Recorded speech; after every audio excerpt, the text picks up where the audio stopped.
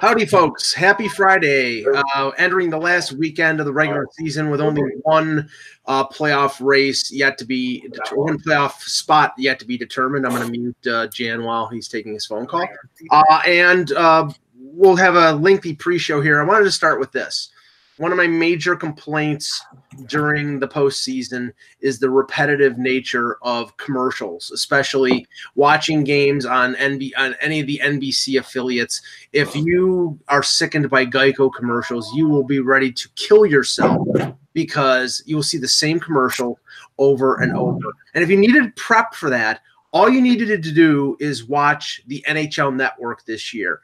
Russ, if I had $1 for every time I hear the Carpe commercial for sweaty hands and feet, or the commercial for Gamefly, which it makes me cringe every time I hear this gravelly female voice, Gamefly. I mean, just absolutely. You seem to be too bothered by this. You should be able it drives me nuts. It drives me crazy. That's what the mute button's for. How about mixing up the friggin' commercials, for Christ's sake? It's ridiculous. Anyway, Mike, that's what's known as a first world problem. You know that, right? Yes, I commercial. Okay, all right.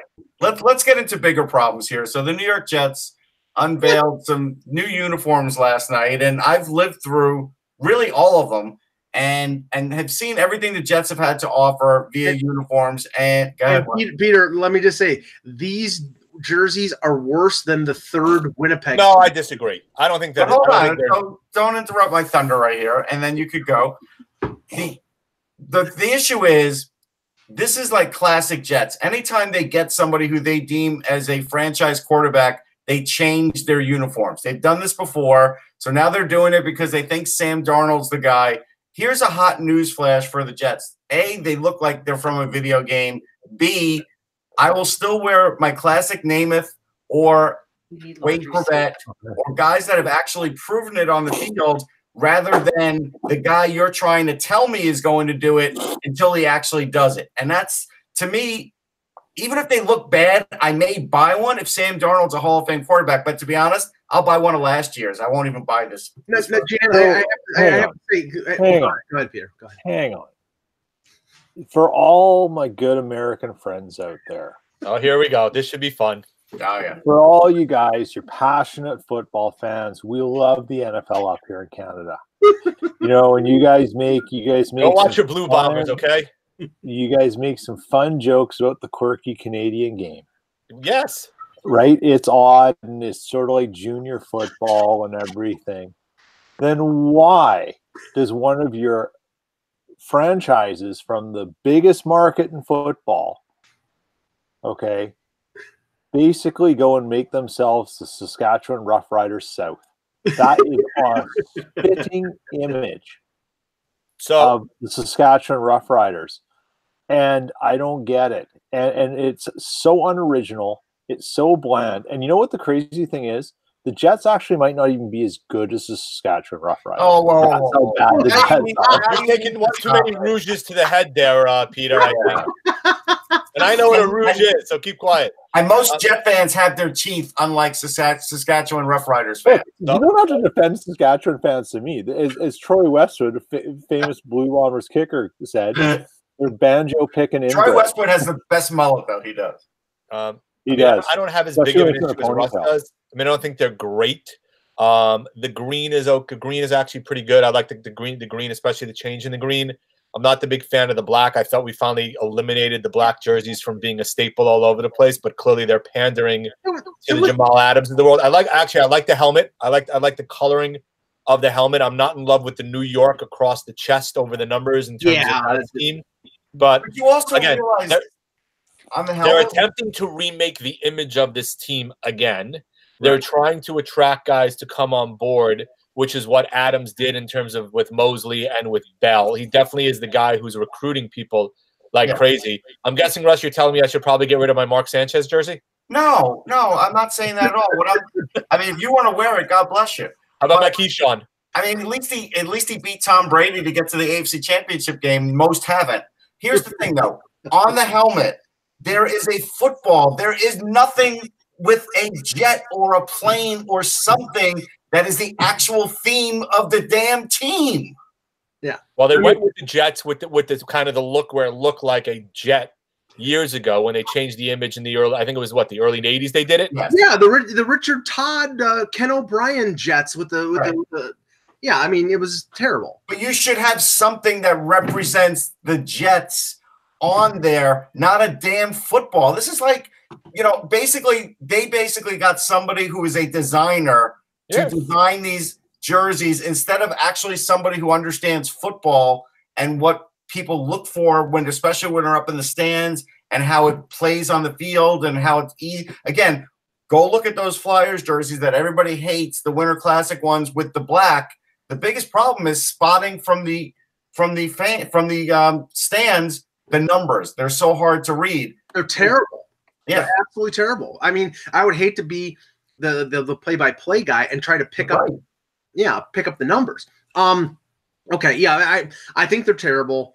I loved the jerseys that they had, the throwback jerseys, the Namath jerseys, because I love tradition. I love going. Yeah, the Namath and the white. There's nothing that will ever top that. They could keep trying, and they or honestly, the Klecko in the green is nice also. Yes. Yeah, now, did they go back to that old jersey when it was Pennington? Is that when it was? Yeah, they went back with Pennington and Parcells. Yeah, I mean that's great. I mean, Parcells brought back the old classic, and that was right to do that because we had the lime jello ones for the Corbett era. I had a Kyle Brady one in those days. It's on my Facebook if you want to see it. It's since thrown in the trash. No offense, Kyle. When Brady was actually thought of as a good draft pick out of Penn State. Right. Okay. Well, let me alter this back to because three of us were at opening day for some baseball team. Yes. Jan and Russ were at City Field to watch the Mets lose. I was at throw that in, didn't you?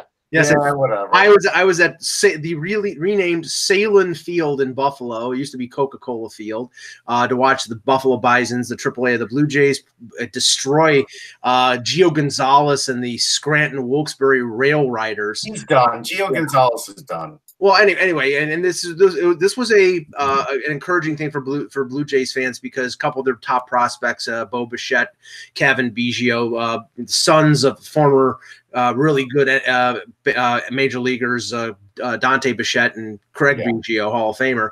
They played really well, and I think they're probably going to be, they're going to get called up at some point during the year. But I was concerned with something more interesting, and that was whether the renamed Salem Field, and Salem, for those who don't know, is a hot dog company or a cold cut company who makes hot dogs in the Buffalo. I think they're from the Buffalo area, but they have the monopoly on hot dogs. Like all the hot dog places in the area, most of the hot dogs in the supermarkets are all Salem hot dogs. Well, I used to go to my tradition to go to the ballpark is to get a really good Hebrew National kosher beef hot dog on opening day, and I was a little disappointed that of course, and I expected this, that Salem was not going to sell anything other than Salem's hot dogs at the ballpark. Now, they did have, and I don't know if it was kosher, but it was a beef hot dog, and I got that at the same stand, and it was okay, but it wasn't as good as the Hebrew National, so I guess I'm going to have to make those on my own barbecue. But how was the experience of the it doesn't appear to be a Salem's kosher hot dog, by the way. Okay, so I would tend to doubt that's the case. I'm pretty confident in saying there probably isn't one. Right. And that's terrible. But because I think the kosher beef hot dog. That's a big loss. I mean, again, this is where fans lose. I get that an organization wants to, cut deals with companies, but it doesn't have to be exclusive. It's like now Mike, who might have eaten a second Hebrew National, is not going to eat a second Salem's at a game. There's no chance of that happening. No, I'm done. Yes, I will not eat hot dogs at the ballpark. And you're probably not the only one. That's the funny thing about it. Yeah, I mean, luckily they didn't change. It was formerly Coca-Cola Field, and then they changed the name. But they're still serving Coke. If they served Pepsi, I wouldn't be drinking that either. So, well, City Field had it because you had the Pepsi porch, and now it's Coca-Cola Corner. So, right. And there was all discussions in terms of who has the concession rights associated with when they moved in there about 10 years ago. That was the big thing, is would it be Pepsi or Coke? But Pepsi or Coke you can get over. The hot dog in the baseball game, that's a bigger issue. That's a much bigger issue. I mean, for me, I'm obviously going to the kosher grill depending on the park that I'm in, right? And most parks have it. Not all of them do. I'd say almost, at least the majority of the ones that I've been at have it. And have hot dogs. And the thing is, just don't get me wrong. I'm not Jewish. I just think a kosher hot dog tastes better than a regular hot dog. The funny part was yesterday, I got online, Russ, to go get a Cracker Jack to the person I was hanging with. Yeah. The line I was on literally never moved. I literally had to go to the other end of the stadium to find a line that moved. I was like, this is just insane. People don't lose their mind. Out on me for concessions. I literally brought in water, and I went to try and get concessions, and I wasn't willing to give up 3 innings on an opening day, so I didn't buy any concessions. Okay, the craziest thing was, so I went into the Hall of Fame, and I wanted to go to the team store because my daughter asked me to get her a pin, which I ended up getting her when I got the media guide.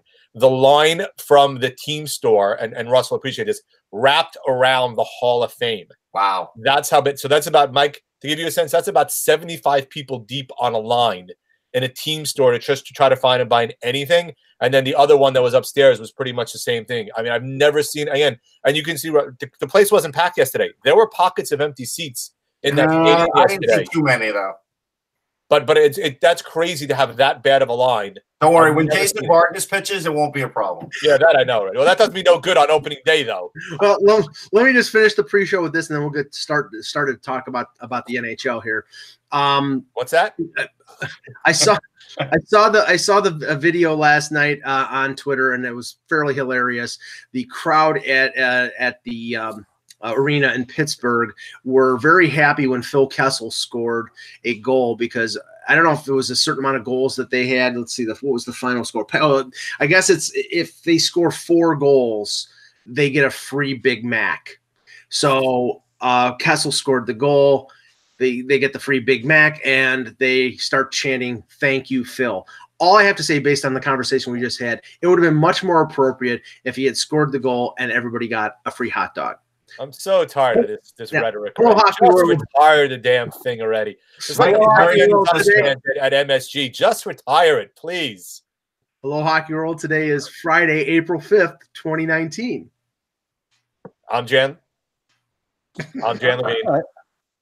I'm Peter Tessier in crappy Winnipeg today. I'm Russ Cohen from Sportsology. Our weather is equaling Winnipeg today. Yeah, it's pretty lousy. Not snow though. No. And I'm Oscar Meyer, and this is the Hockey Buzzcast here on HockeyBuzz.com. No, I'm Michael Lucello. Thank you. All right, let's talk about. It seems like almost everything is solidified now. There only one playoff spot is left to be determined. That's the second wild card in the Eastern Conference. But the Columbus Blue Jackets have a significant advantage. They play tonight in New York against the Rangers. They're tied with the Canadiens, but they have the advantage on regulation and overtime wins. If they get 2 points, that's it for the Habs. They're out, and the Columbus Blue Jackets will lock up the last spot and get to face the Tampa Bay Lightning, which I'm sure John Tortorella and Jarmo Kekalainen are really looking forward to. But let's talk about some of the game, just briefly, some of the games last night and some of the things that have been coming out this morning, and maybe some of the matchups that are solidified here. I mean, we know that Boston and Toronto are gonna meet up, and we'll talk about that. We've talked a little bit about it, but we'll talk about that later.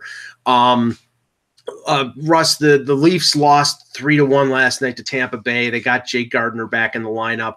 I watched the game. I thought he looked a little tentative, but in general, everybody's reaction was it was good that he got back in the lineup. He just needs to get out there, really.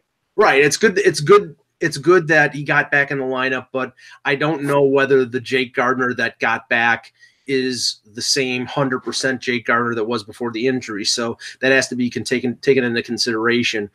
Frederik Andersen played last night, played pretty well. It was pretty much an innocuous game. Travis Dermott looked like he got hurt a little bit, but came back in the game. The Leafs got us scared this morning when William Nylander, who has a habit of injuring goaltenders in practices, shot one up near the neck area of Frederik Andersen. He took a fall in practice, but came back afterward and said he was fine. Yeah, if he was Swedish, he would have taken him out. Jesus. The interesting thing, and this is not going to affect the Leafs in terms of their starting lineup, because Frederik Andersen is probably going to play every minute of every game, barring, knock on wood, barring injury. But Garrett Sparks, the decline and fall of Garrett Sparks has been so much that he's been relegated to being the third goaltender, not practicing with the team, his stall taken away at the practice facility, and Michael Hutchinson being called up from the AHL, and he is going to be the backup goalie in the playoffs. I mean, Peter, you have experience with Hutchinson, and I think he's got over 100 games of NHL experience. But to do this less than a week before the playoffs smacks of this guy, the coach doesn't have confidence in him. The players don't have confidence in him. And at a certain point, everybody had to realize this is a problem. Well, the issue here is the Leafs can't win any more games or do anything else to change their fate, right? Their fate's sealed. Right. We know what it is. So before you get into the major hyperbole around faith and such like this, I think it's the idea that maybe Mike Babcock finally has seen what he's got in Garrett Sparks.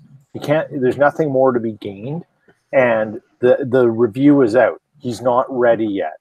He's just not ready yet. Okay, so now you go back and say, well, the one guy who's got a little more experience than this is Hutchinson. So between the two of them, what I've seen them play, what history, whatever it is, if Freddie can't go, if we have to pull Freddie, I want Hutchinson in instead. He's just making it sort of like, I don't know if Michael Hutchinson is that much better than a goalie than Garrett Sparks is right now, but he has been in the past. So it's sort of like choosing the lesser of two evils. You're still choosing evil. You're just choosing one that maybe can do less damage to you. And that's probably the way Babcock's looking at it. And I don't have a problem with that logic. Yeah. I think he's just basically saying this is about risk analysis. And he's saying, in the given event that I cannot play Freddie Anderson, right, where do I go and what is my best risk option? And he's probably deemed it to be Michael Hutchinson until for now. And I think there's enough evidence to say, yeah, that's a worthwhile. There is a missing element there here, though, and I heard Doug McLean talk about it on the midday show, Mike, and that is that, like, Hutchinson doesn't have any kind of relationship with the players, and not that Sparks necessarily did either, but you traded a guy that did. And well, you didn't trade him. You sent him down to the minors. He got picked up by Carolina. Yeah. He had a relationship. Yeah. And that's something where when you are going into the playoffs, right, does sort of keep your other goalie and some of the other guys sort of, loose and in check. Hutchinson's not going to be able to help him there. So this is a missing element now with the Leafs. No, I mean, and we've talked about the decision that Kyle Dubas made in terms of McElhinney and Sparks. And, again, Sparks was 25 years old, coming off winning the AHL version of the Vezina and winning a Calder Cup. So they figured, okay, we're going to go with the 25-year-old goaltender who did that, or the 35-year-old goaltender who had a great year last year and is a UFA at the end of the year. If you would have asked Babcock, and if Babcock had the only vote, it would have been to keep McElhinney and either keep Sparks as a third goaltender or trade him or risk losing him on waivers. It was a Dubas decision, and I actually think right now what this is Babcock finally saying to Dubas, well, Freddie Anderson is going to play every minute of every game unless we get blown out, unless we're blowing somebody out. But I don't have any confidence in Garrett Sparks to be the better of the two. So give me the more experienced backup. That's what I think this is. And he had to convince Dubas, and maybe Dubas was saying, well, we're going to play Sparks as the backup throughout the year because we want to see if he can prove himself. And by losing 8 of the last 10 games, all he proved was he's not an NHL goaltender, at least not at this point. So I think that's the whole thing. Now, again, this is the backup goaltender who's not going to play at all unless, God forbid, Freddie Anderson gets hurt. So it's not a major story. Right. But if something happens, right, then all of a sudden now you're putting in, even Hutchinson, who's not familiar with the defenseman, like, the whole Babcock-Dubas thing has blown up the backup goalie situation in Toronto. Well, at least he played with a team in December, Russ, and he did play well. And he's a better puck handler than Garrett Sparks. So I mean, how many games did he play though? I mean, five. He played 5. If it comes down to Michael Hutchinson and Garrett Sparks, you guys have much bigger problems. Oh yeah, I agree with you that the backup goalie could be. Look, we saw it last year, right? With Holtby, because going into the playoffs, Holtby had kind of lost his job and then regained it. Because it made a big difference, and we've seen in the years past with Cam Ward taking over and kind of carrying teams to cups, and Niemi and other guys. But I'm not sure, even if it was let's say Hutchinson is the guy or it's Sparks, neither one of them is carrying your guys past anybody else, in my opinion. Other than a very few teams like Boston with Halak, or I don't know about Louis Domingue. I know he won 18 games. Yeah. But I think Vasilevsky's so much better. If you lose your number one goaltender, you're screwed. You're done. Yeah, so, most teams are, but not every team. But the idea is, like with McElhinney, if he were the guy coming in, you would have a lot more confidence as a fan, as a reporter, and probably even the team. And that's what Carolina is actually saying he did for Mrazek. Right. And that's something where you lost that element on the Leafs. You did. You're not getting that back. I just think that this speaks to, and this is more future than it is right now, that there's no confidence in Sparks. I mean, they're saying basically he's the third string goalie. He's working with the goalie coaches away from the team. That doesn't exactly sound like he's going to be your number 2 goaltender next year. So we'll keep our eyes on that. But it was just an interesting little thing that came out of Toronto today. Now, like I said, the playoff situation has clarified a bit. Again, we know Boston and Toronto. Tampa's locked up. They're going to be first in the. If Columbus gets 2 points tonight, now Columbus would have to win out, and Carolina would have to lose their final game for them to not play Tampa. So let's just say, Columbus gets one of the 2 games. They will play Tampa Bay. If not, it'll be Montreal versus Tampa. Russ, if it's Columbus, Tampa, do you give Columbus a puncher's chance, or do you think? Yeah, I give him a puncher's chance because, like, if Bobrovsky were to play out of his mind and Tortorella's system was working, they do have a very good blue line. They could play some games close. Maybe they win one in overtime. Maybe Bob steals a couple. It's unlikely that it's going to happen, but there is a chance. Right. Jan, what do you think? I mean, I think, look, Bobrovsky's been out of his mind good for about a month now. Right. If he plays like that, and you have guys like Seth Jones, and you have Zach Werenski, who appears to be healthy, and you have Panarin. The guy who I really like is Josh Anderson, who's not getting a lot of pub. Yeah. You look up front with Pierre-Luc Dubois.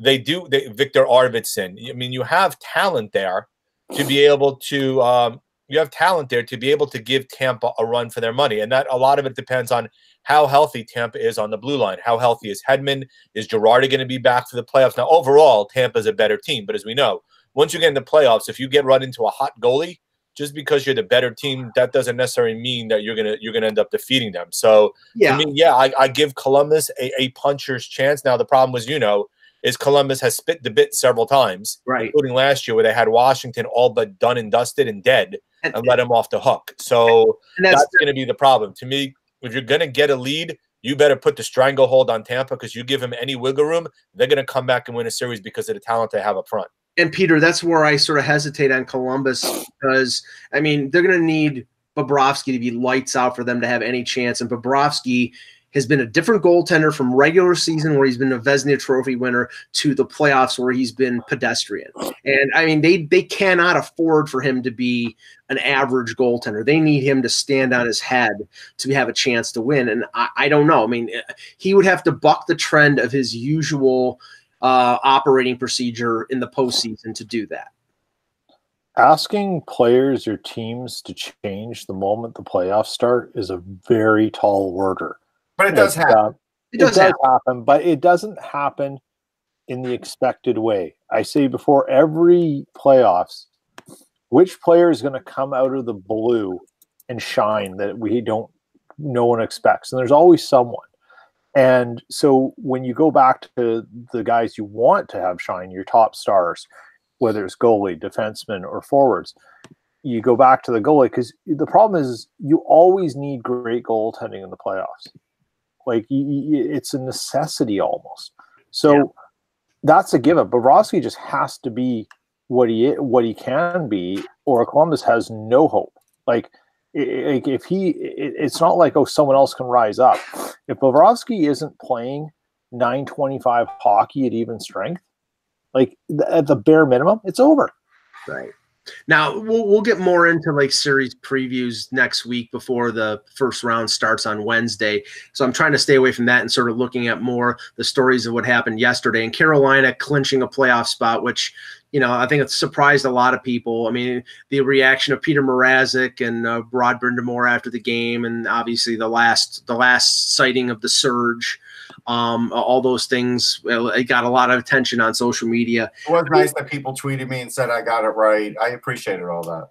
Yeah, I you know, nobody did that, Mike. I was kidding. No, I have to say, I did say that they would. No, I know. I was not a believer in the Hurricanes. I didn't think the thing that I thought would prevent them from winning. I mean, obviously they got better goaltending than I thought they ever would. I mean, I think there was reason to doubt McElhinney and Mrazek would be a combination that could get a team into the postseason, but they stood up. Their defense, I've always been a fan of the blue line that they have.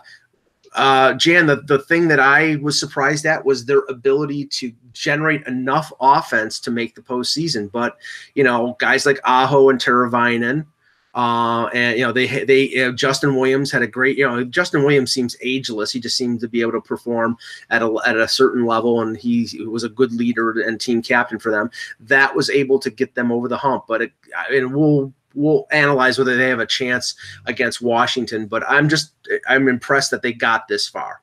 Absolutely. I mean, I think the biggest shock is more so the goaltending, because that was the biggest issue we thought coming into the season. You know, Aho's played great, Teravainen's played great. The trade has actually worked out fairly well for them, although, you know, we knew that Lindholm wasn't going to reach his potential in Carolina. He was likely going to have to move elsewhere, and he's done that in Calgary. So that's clearly been the bigger aid. But Furlan's been okay.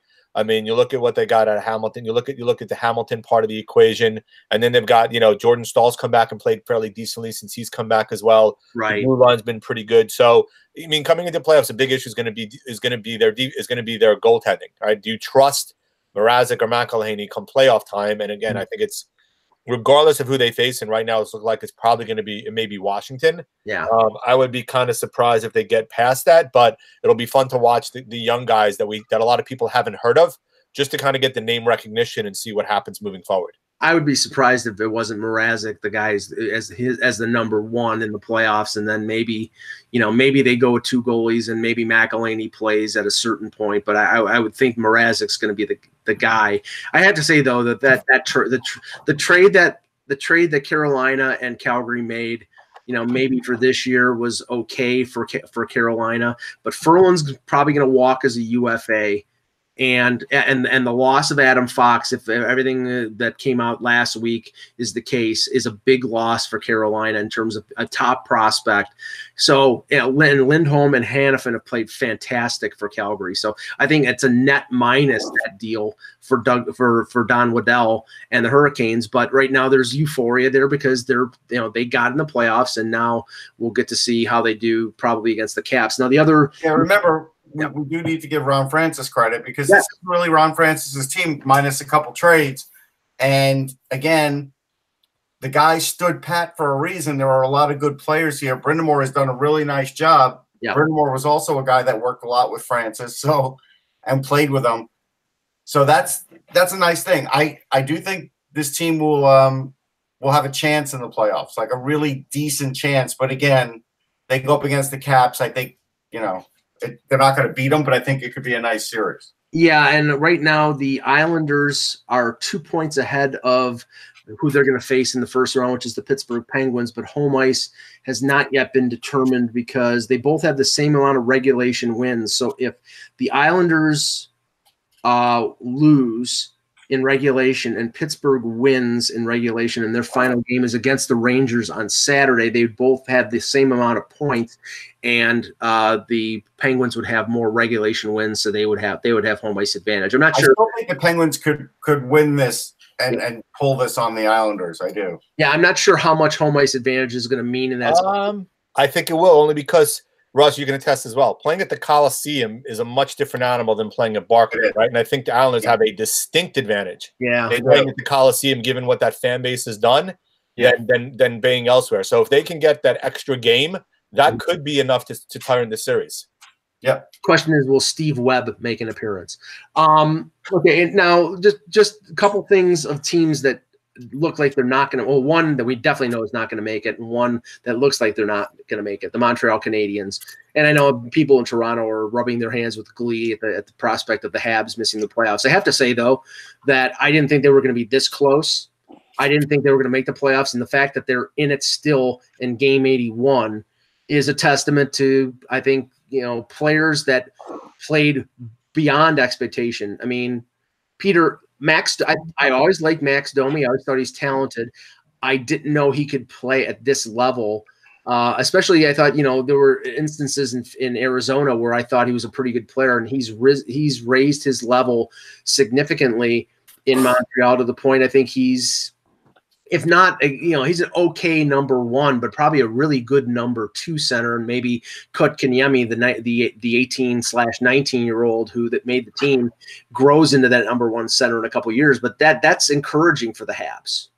It's hugely encouraging, and I think one of the things we can't really gets overlooked about what Domi's done, Kotkaniemi's done as well, is let's not underestimate the tutelage of Claude Julien. Yeah. Putting him under Julien's, wing and his tutelage and his experience and what he's done. I mean, Julien took a lot of young players in Boston and did some really good things with them. Right. And, he could be doing the exact same thing again in Montreal with these guys now. And also given the fact that Shea Weber was back in December. I mean, right. A lot of these things that have sticking around. And then, whatever you think about Shea Weber as his age curve hits and stuff like that, it doesn't mean he's not an influential person for other players. And having some of that stability that Montreal has in its organization as such, I love it when two guys walk away from me when I'm talking. Like, they just got up and left. I can hear you, sir. No, it's just so I'm still here. Yeah. I haven't budged. Yeah, Jan, that Saskatchewan Rough Rider conversation. I did it earlier. Love you, man. I mean, it's just Russell's like, I'm done with Pete. It's over. No. Here he goes again. Oh yeah, now you're coming back. I heard what you said. I think it's a really valid point about, you look at the unstructured, sort of almost transient nature of what the Coyotes are, and then you go and put in the structure, the tradition, and the resources of the Canadians. It's not surprising to me that a guy like Domi is blossoming there, and I think there's some ton of great things for him in the future there, as long as Bergeron doesn't go kooky. Yeah, Ryan Poehling just got signed. I mean, they've got players. Yeah, and then probably the most encouraging thing, Jan, is that Carey Price returned to being Carey Price. Right, absolutely. I mean, look, Montreal. Look, the Domi trade we all talked about was big, right? To me, the big thing to look forward in the future is Jesperi Kotkaniemi becoming their number two center down the road, right? Philip Danault has been filling the role, but to me, a lot of questions about taking him Kotkaniemi at 3 last year. I think they've shown that the pick. You may disagree with it, but you can't argue tremendously with the pick given the upside that he has. If he can become their number two center, maybe they're number one center. Right. Well, right now it's Domi, right? I'm talking, I'm talking down the road. He may be the number one. I'm talking even next year, him taking that step up in class, right? You look at what Shea Weber did. He's kind of returned to form from his injuries. Sure. Price has returned to form. So there's a decent amount of positives that exist there. That coming into the season, you had major question marks. And now you look at Weber, Price, and Kotkaniemi. Those are 3, I don't know if I call them building blocks, but 3 key components of your team. Then now you go into the offseason and say, okay, those are no longer questions. Where else do we need to remediate to move up to get to the next level? But the problem is they're in a division with Tampa. They're in a division with Toronto and the division with Boston. That makes their life awfully difficult. So you may be looking at potential wild cards for the next couple of years, depending on what happens with those teams. Right. Now, around the team that you follow and cover for Hockey Buzz, and Russ follows the New York Rangers, the news came out yesterday that Glenn Sather is going to take a reduced role. Now, we don't know how much of a reduced role it is, but he's not going to be with the team day to day. That's right. He'll be a special advisor, technically. Yeah, but the interesting talk is who may come in as the next team president. And when names like Mark Messier and John Davidson, and I think, Russ, you said that you'd seen somebody report Steve Yzerman. Yzerman was mentioned by John Shannon, I think. There's no chance Steve Yzerman is coming to New York. Zero. Yeah, I mean, that doesn't solve the problems that Yzerman had being in Tampa. The only thing that solves that is him being in Detroit, which is will continue to be a rumor until it either happens or it doesn't happen. Yeah. But I'm puzzled by the Mark Messier stuff, because what is he? I mean, if you're talking about a figurehead who has no power and you just want somebody who looks like Lex Luthor, then Mark Messier, I mean, great. But I'll tell you what he is. He is a guy that 2-3 years ago was willing to put in a little work because he thought he'd get a position out of it, and I do mean a little work. And so he did. He was He was like an assistant to Glenn Sader. And after a season, or not even a full season, he gave that up. And he really hasn't been in the picture lately. And again, I'm sure he would gleefully accept this position because right now he's with the Oilers as a consultant, or at least he was. Right. But I still don't know what he really would add other than a face to the franchise. And maybe, he could help some kids with face-offs and be a good guy to come in the room once in a while. But honestly, you really need someone with a business acumen these days for this position. Mm-hmm. Getting someone who's just like one of the guys or is a notable face with the Rangers doesn't work for team president anymore, because these are multi-billion-dollar businesses, and team president actually has to get involved in the business side. And I'll give you a good example. Paul Holmgren, when he became the team president with the Flyers, actually embraced the business side. Now, since then, and he was in it for a few years, they did some nice things. Now, since then, he has moved back more to the hockey side, but he really embraced the business side. Really, Mark Messier does not have a business background. And so I don't understand why you even would bring in a guy like that, other than, yes, I get his importance to the fan base, but you could find another spot for him if that's really what it is, but I wouldn't do it. And Jan, the other name that was mentioned was JD, and JD just got an extension in Columbus. But yeah, that was before this opening happened. I mean, we know that he was there for a number of years as a television commentator and did national work as well. And he's sort of taken a backseat and done that business role with Columbus. I mean, do you think that that's logical and realistic, or do you think that that's just pipe dream? And I think a lot of the names, and Russ has kind of mentioned, you saw Larry Brooks had a bunch of them today. A lot of the names mentioned are those with a connection to the organization. And that's why a lot of them are mentioned, right? So Messier's been mentioned. Brian Leach has been mentioned at times. Adam Graves has been mentioned. I mean, Chris Drury makes some sense because he's assistant GM in Hartford. There's talk about, do you move Gorton up and maybe have him serve as the GM? I'm not sure as to why. I don't think he's quite there yet, but I do think he's doing a good job, Chris Drury. I do. Right. So I think JD's mentioned partly because he has the history with the organization, partly because he's filled a similar role. Right. Now, whether or not he's got the A, business acumen, but B, also the player development or player evaluation component associated with it, I'm not sure. That's why one of the names that was mentioned by Brooks, Kelly McCrimmon, makes a lot of sense because of the background that he had, right? You've seen Mike Gillies' name mentioned. He's another guy. You've seen Dean Lombardi's name. But as Russ can attest, probably even better than I can, right now, one of Sather's biggest roles, and one thing he's done exorbitantly well, taking away some of the other moves he did on the player personnel side, which were questionable before the cap went in, was keeping James Dolan at bay, right? Letting the Rangers do what the Rangers did, unlike what goes on with the Knicks, because the Knicks, in essence, have been a tire fire, and Dolan's been focused on that. He's, in essence, really been hands-off with the Rangers, right? And if you look at it, he bought into the whole letter. He's bought into the whole rebuild. Even the interview he did about 2 months ago with Brooks and a couple other people, he's full on board with the rebuild. Hasn't made them veer off course at all, even though it's impacting his bottom line and his finances. That's probably largely to do because Sather has been in his ear and keeping him at bay. So whoever gets this role now, with everything else he's going to have to do, that's going to be part and parcel of what he's going to have in his back pocket, is the ability to deal with James Dolan, deal with the vagaries of dealing with Dolan, knowing he can go off course at any moment, making sure you steer him back to where he needs to be, and not having him get involved into areas where you don't want him involved to. So all the work that's being done behind the scenes and all the gains that's been done, has to be done. And look, I hate Dolan. I don't have cable vision on Long Island because I don't like Dolan. That's the main reason. No, Jan, I'm nodding my head because I think you're absolutely right. And it's like the situation in Buffalo. You absolutely need a buffer between ownership and team operations, and it's got to be 100% the job of this president, whoever it is, to be as good of a buffer between Gordon and Dolan that Sather was, and that's going to be a tough nut to crack. So Jan, you mentioned Mike Columbus. Let Peter say first. Go ahead. No, that's okay. You mentioned Mike Gillis. Mike Gillis was on the radio in Vancouver yesterday or the day before, and he basically said he wouldn't go to any organization that isn't aligned already in the same goal from the bottom to the top. Mm-hmm. Like, so kiss him goodbye in New York. It's not going to happen. Right. He's not coming to a situation to be a buffer. That's not what he's doing. And I think that's going to weed out a lot of guys because who's hiring this person? Dolan? Oh, we're assuming it's Dolan. I think Sather's going to have a large role in terms of Sather will have a large role in it too.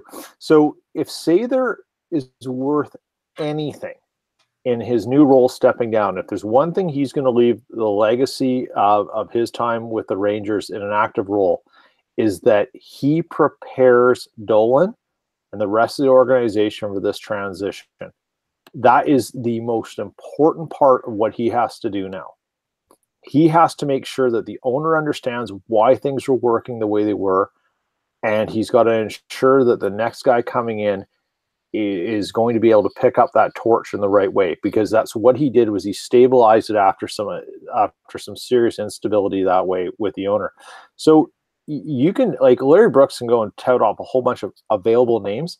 Now you go down to it's this thin when you consider what you guys have just said about what that role is. There's a very few people in any industry who can come in and deal with a billionaire and keep him from messing things up. That's a well, I don't think it's this thin, but I'm going to throw out some things here. People who have the skills. There's a lot of people who could go in there. No. Who have the skill set of doing it. It is still New York. And it's going to be a well-paid salary.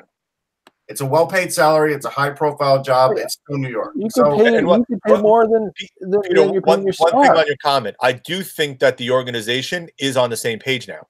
Yes, I think the letter and everything that's gone on subsequent to the letter is a fairly strong indication, especially what happened this playoff deadline, this trade deadline, that they have not veered off course at all from what they established last year when that letter went out. They didn't do any quick fixes. They didn't do any kind of stupid decisions. But they dealt the guys that had to get dealt to bring back assets. But that's going to happen this summer, and when it's full on, which is why you need a guy who's a good player evaluator also to kind of say, hey, who are we looking to bring on board? Well, here's the other things, though. I mean, on Larry's list, Columbus would have to give up JD because he did sign an extension with them, and depending on their season, they may not want to, right? So I don't know if JD's really going to come. So cross him off. Was Shanahan on the list? No. Because Shanahan, I know, spends time between New York and Toronto. Well, yeah, he obviously played for the Devils originally, and he played for the Rangers for 3 years, Russ, or so? Yes, and he was very weird. I don't think Brendan Shanahan would take the job, though. No. I mean, he's got the dream job. Yeah. I'm just saying, I'm surprised he's not on the list because because of the success he's had. I think they realize he's so entrenched that he's not going anywhere. Agreed. So here, I'll give you, Mike. I have the article up, so I'll tell you who he named. And I got the other one. Dean Lombardi's not leaving the Flyers for the Rangers. It's probably never going to happen. He's always been a Flyer at heart. I would be very shocked if Dean Lombardi went and took that job. Okay. So the only guy that's mentioned, and Mike, I'm going to defer to you on this one. Out of all the names that we haven't talked about yet, is a guy by the name of Brandon Pridham, who's the assistant GM in Toronto. Yeah, you would be able to best speak to who he is and what his pedigree is. But he was listed on the list by Brooks as one of the maybes that potentially they could reach out to try to bring on board. He worked for the NHL in terms of setting up the salary cap, and he's basically he's the preeminent capologist because I think he invented the cap. So, and he was given a promotion to assistant general manager last year. I mean, honestly, if he's being offered team president for the Rangers, that would be a significant raise and in money and in profile. So I mean, he'd probably I haven't talked to the man, but he'd probably take it. But he's in a very comfortable position right now with the Leafs. So I don't know. It would. I think that they'd probably go for a bigger name, but he would be a great hire because I think he's a pretty astute. I don't know. See, that's the thing. I'm going to go out on a limb and say I don't think this time they're looking for the name. Okay. Based on the way they have been operating, I think now they do want the person who would do a good job. Like if this were, just to give you an example, if this were the Rangers of the 90s, Ernie Grunfeld, who was just let go of the Washington Wizards, they'd probably hire him for the Rangers because they always cross-pollinated and it never worked out. So now this time they'll get a hockey guy. It sure as hell worked in Buffalo when they hired Russ Brandon, who was the team president of the Bills for the Sabres. That really worked great. I know. All right, let's move to the West, and we have to talk to Peter about this because the Central Division is a cluster bleep. It really is. You've got right now with one game left, you've got Nashville at 98, Winnipeg at 97, St. Louis at 97. St. Louis beats the Flyers 7-3 last night. So all of them have one game left. Nashville has I had said I did a radio spot yesterday, and I had looked at what Nashville had been doing recently and thought I was unimpressed. And then I looked at the record in the last 10 was 7-2-1. That's not terrible, but it's compared to Winnipeg. I mean, Peter, what's wrong with the Jets right now? And remember, we only have 15 minutes left in the show. Yeah. This isn't an easy question to answer. Let me get into a couple things that are. Dustin Byfuglien's back. He has not been put on the power play, first unit power play. Last night during the game, Trouba ran the power play from the defense position for a full 2 minutes of one unit. Byfuglien broke his stick on the bench. He was so pissed off when he thought he was over the boards and told to stay back. There's something wrong in what is happening with the management of this team. And I think what it comes down to is Paul Maurice has coached himself into a corner and he doesn't know how to get out. He's hit where he's hit with every team he's ever coached. Yeah. He can't, he just reduces, his process he just backs himself in, and eventually there's no way out. He can't turn. And if you're losing a little bit of Dustin Byfuglien in terms of his support or what he is, you're going to lose the whole room real quick. Dustin Byfuglien is the spiritual leader in that locker room. Mm-hmm. And Blake Wheeler's come and said, we're not a vocal group, but the one thing every guy in that room talks about is Buff and what his role is. So that's sort of a little micro thing. If you want to get into what's wrong with the Jets, they don't have a coach that is fixing what every team has figured out. So one thing I was going to write about this today, but I've been busy with some other projects. I watched the game last night and I started doing a mental track because I knew I didn't even have to write it down. The Jets broke out of their own end in the middle of the ice. So between the two dots, the face-off dots just out of the blue line, they took the puck up between there less than 10 times. So, you know what happens when you bring it on the outside? Yeah. You lock on them. And you have three guys on the breakout player and you turn the puck over and you dump it. Every team has figured out what to do to the Jets. And Paul Maurice cannot change it. And the players are lost. They literally don't know what to do. And they're being outcoached. They're being outplayed because they have no tactical benefit coming from anyone standing behind them on the bench. That's what's broken the Jets. And this is troublesome because if the standings stay the way they are right now, Winnipeg is going to play the hottest team in the league in St. Louis. Yep. I mean, St. Louis could still win first place in the Central. They're only a point behind it. If Nashville loses, either Winnipeg or St. Louis can take top spot. And they're facing a Vancouver team that has nothing to play for.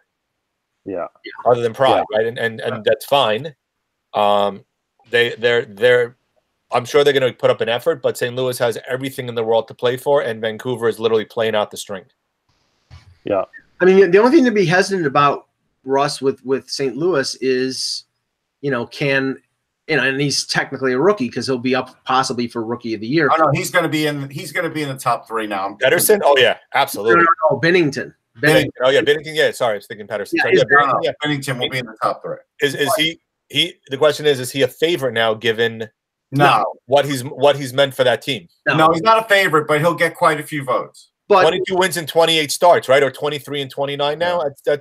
That's pretty darn impressive. Oh, it's impressive. He's going to get votes. I mean, this is a guy who was in the AHL before Christmas time, so it's pretty impressive no matter what.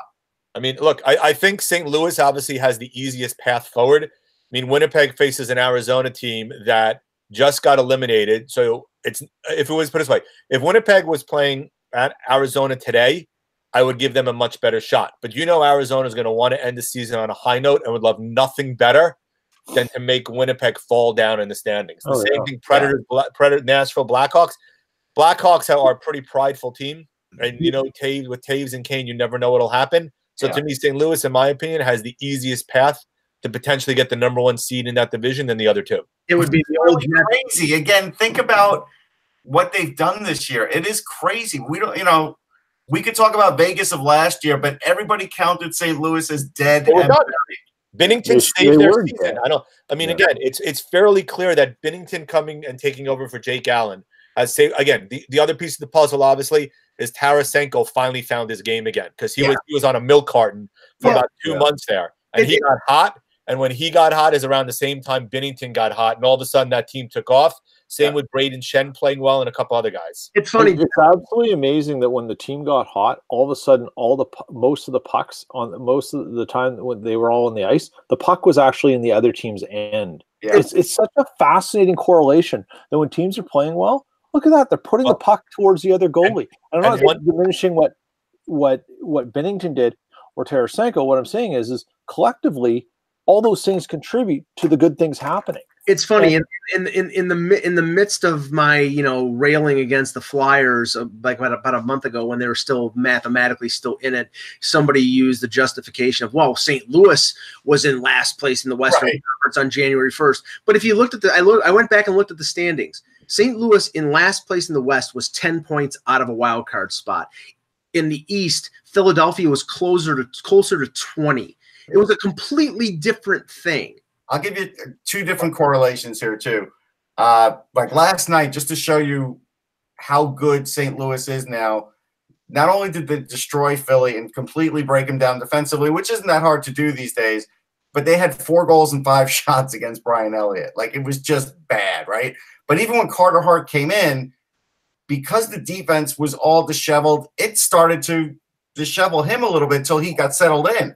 And that is a hard thing for a 20-year-old. Now, he did make a lot of great saves in that game, but one of his goals was really bad because he was set up wrong. The defense was set up wrong, and St. Louis made all that happen, right? So they did blow that up.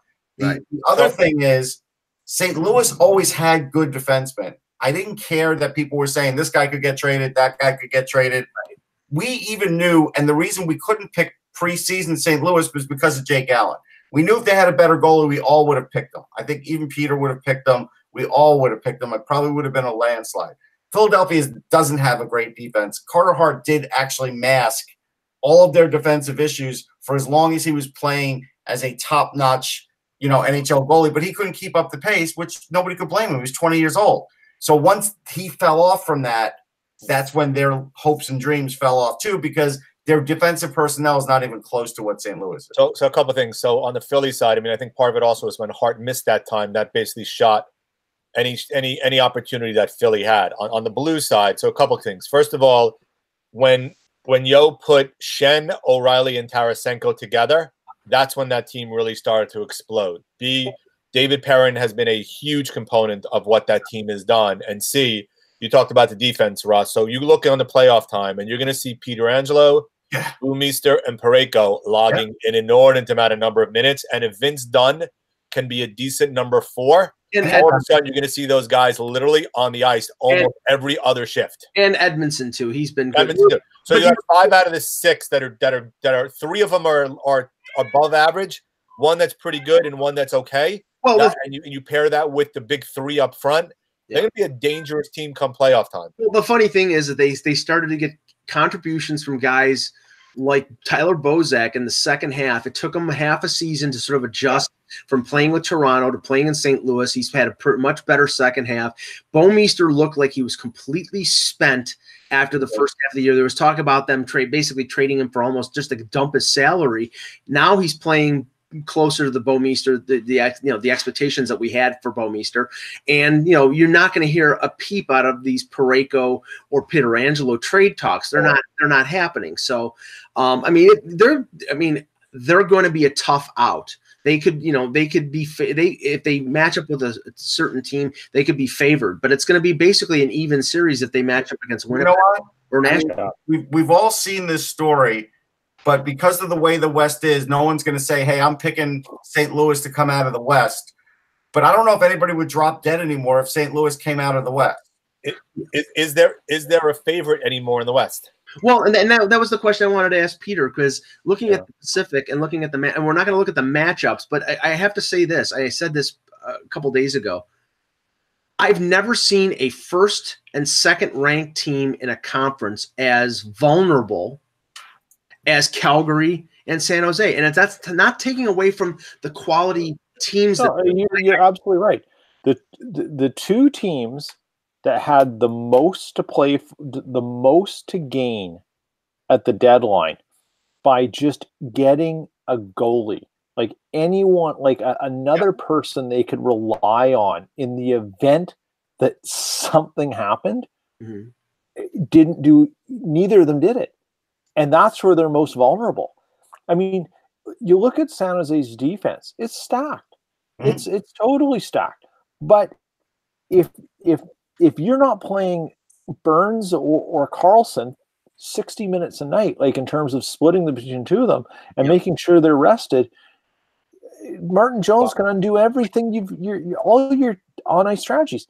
And we have Rittich in Calgary, who doesn't have any playoff experience. Maybe Mike Smith finds some glory from 2010 or whatever it was, and when the Coyotes made a bit of a run, but he hasn't been reliable. He's been a little better of late, but this is like Calgary.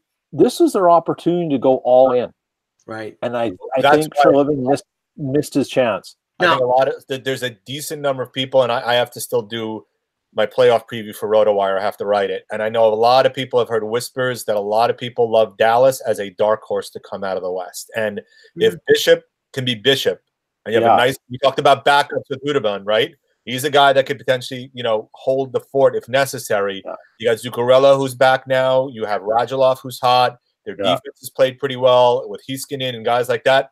That's a team that's could make some decent noise, and all of a sudden Vegas starts to look a little bit better as well. That we may have dismissed them a couple of weeks ago. That the West literally is completely wide open. Well, we may have dismissed them pre-Stone. We haven't dismissed them post-Stone. No, that's for sure. And they have given Fleury a lot of rest the last 3 weeks. Yep. So I think they're preparing for the fact that he's going to have to be superhuman. But if Dallas does match up against Nashville, that would be a massive underdog. Actually, they asked me in the chat room what I thought the biggest upset would be. To me, that's the biggest upset if Dallas matches up against Nashville. Well, you're giving the edge to who? Dallas? No, to Nashville, like 100 times over. That's not an upset then. That's a big upset. It's a big upset. Every team in the Central, or at least of the top three in the Central, should be so wary of Nashville, because the one thing people, what is Bishop's gone completely under the radar. Dallas has given up the least amount of goals at all strengths in the entire West. Well, let me. Nobody expects them to beat Nashville. Nobody. That should happen. So you're taking Nashville to come out of the West? Russ? I'm not picking them to come out of the West, but I'm saying he's still picking Minnesota. It would be a massive undertaking. I agree. But again, so if you had to pick a favorite based upon kind of knowing who's we're saving that for next week. No, I got it. Let me this way. Do you think that the team that's going to make the finals is going to come out of the Central? No. I don't know yet. I don't know. Okay. So matchups will determine that, is what you're telling me. Matchups are key. Okay, got it. Okay.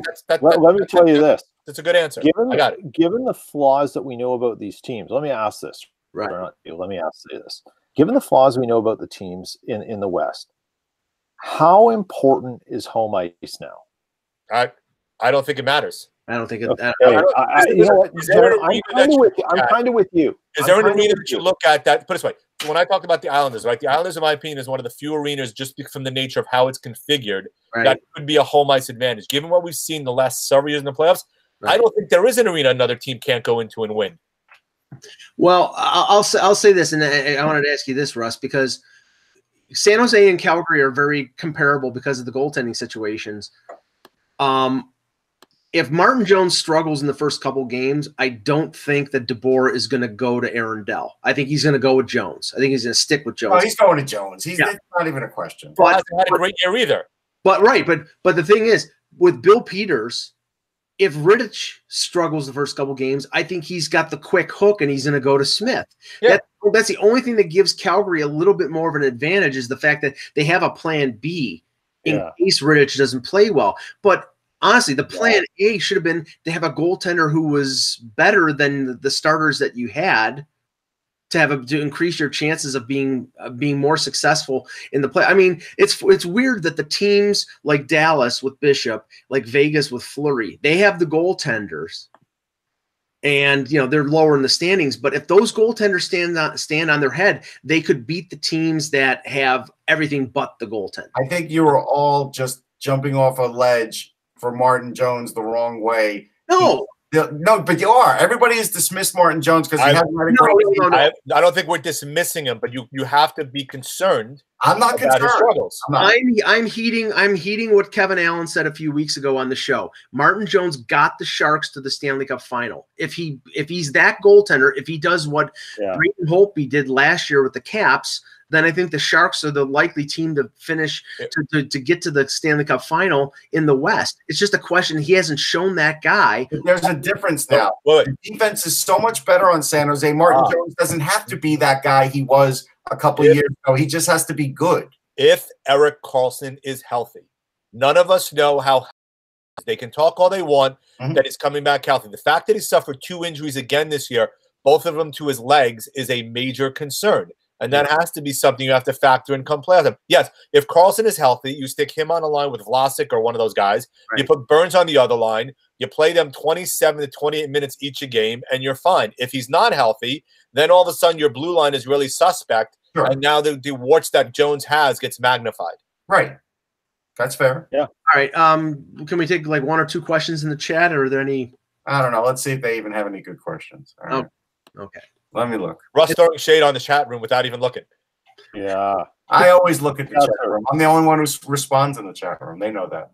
All right, let's see. Russ throwing shade on us now. Hey,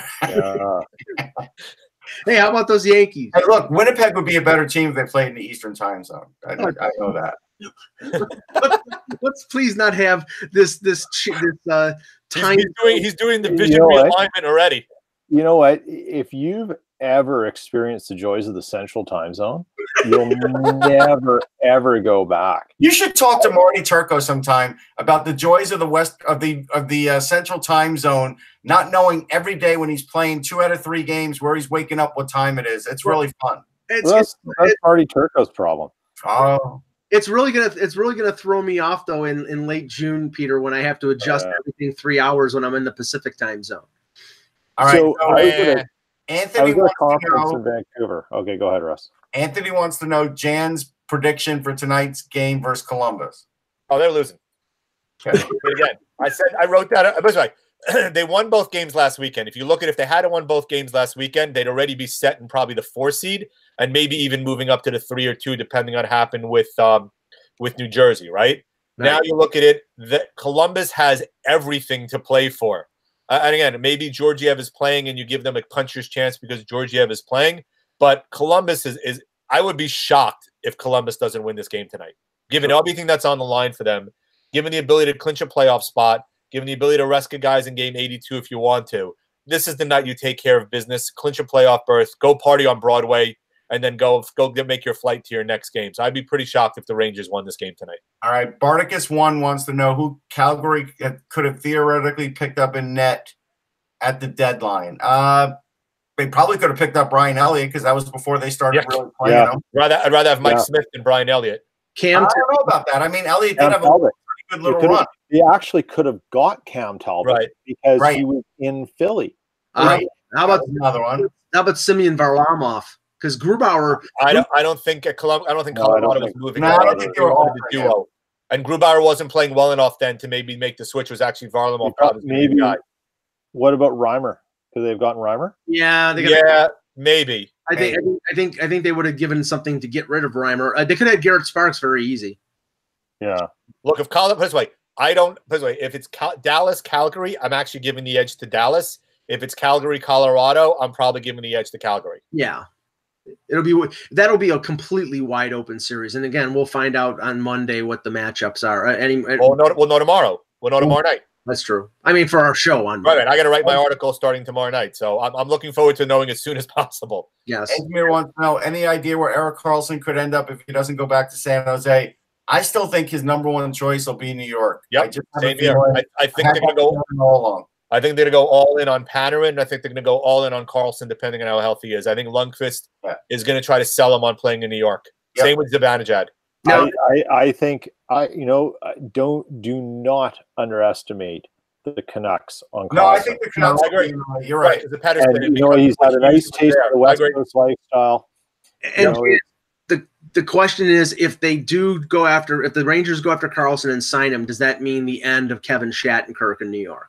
Depends if you can move him because you got $6.65 million for the next 2 years, and if somebody's going to want him. You also have money tied up in Stahl. You also have money tied up in Brendan Smith. So there's other routes they can go. Actually, I think Smith has actually played pretty well this year in the hybrid role that he's played in terms of forward and D. So they could move on from one of those guys. They're going to have a lot of decisions to make in terms of who they do. It also depends on what kind of money you're giving Karlsson. I mean, are you giving him $11 million a year? To me, I don't think I'm giving him $11 million a year. Are you giving him $9 million a year? He might get a little bit more than Wade Redden. I think what Thanks for invoking that name. I needed to hear that. Maybe give Scott Gomez thrown in there too, Russ. How about Bobby Holik? Shut up. Actually, it's a good article on Holik in yes, there is. The work he's doing in Israel right now. Yeah. The consolation prize if you don't get Karlsson, Jake Gardner it's the $6x6 million deal that someone's going to give Tyler Myers. So that's true. And Myers actually hasn't been bad, but there's a pretty big drop off. Yes, Peter. No. By comparison, he hasn't been bad. But look at the drop off from him to Karlsson. I mean, let's talking apples to oranges. Let's just say this. That's like jumping off Victoria Falls. Let's just say this. Tyler Myers' agent is not hiring Peter for Tyler Myers' PR. He's not going to put the Scott Boras book out, Peter? You're not going to put the Boras book out? Just like Pat Brisson is not hiring you to be Jake Gardner's PR guy. Yeah, that's for sure. Okay, here's the last question. I logged off from the chat room after this because I just don't believe anybody cares, but I'm going to ask it anyhow. I think Anthony asked, he asked specifically, or whoever this was, for Jan to answer, will we ever see Peter Holland in the NHL again? I will say yes. I will say Seattle. Be in Seattle. He will. I don't. Wait. I didn't say he's going to play a lot. You said if you ever see him again in the NHL. I know what the criteria was. He may get 1 or 2 games in the NHL. How's that? It just probably won't be with the Rangers. Him and Byron Frazee. It's a race. Okay, you gotta. I got to look up how many games he played, Peter Holland, in his career. Where? He played a lot of games for the Leafs. Yeah, that's where I think of him. Dave Nonis, in his infinite wisdom, gave up a second-round pick to get Peter Holland. And by the way, Holland's not with the Rangers anymore. He got traded for Darren Radish back in February. He's in Chicago. Right. So blame the Blackhawks now for not bringing him up. Now, the interesting thing is, he was 15th overall in 2009. He has 85. He's played 266 games in the NHL since. I know, but he only has 85 points. Right. So it's hard to say whether, he has redeemed himself a little bit with that. I mean, Jared Cowan played 249. Am I going to say that was a good pick? Is that what you want me to do? On that note. Yeah, well, have a great weekend, folks. Way to bring us out of downer there, Russ. Thank you. We will be back on Monday, probably later. Played 3:15. Sorry, Mike. Go ahead. We'll be back on Monday, probably late afternoon. I may be going up to Toronto to cover some pre-playoff practices for the Leafs as they will face the Bruins. Only play 50. Go ahead, Mike. We'll let you know. For Russ Cohen, who likes to interrupt, Peter Tessier, Jan Levine, I'm Michael Agello. Thank you for watching, and remember, without the buzz, it's just hockey.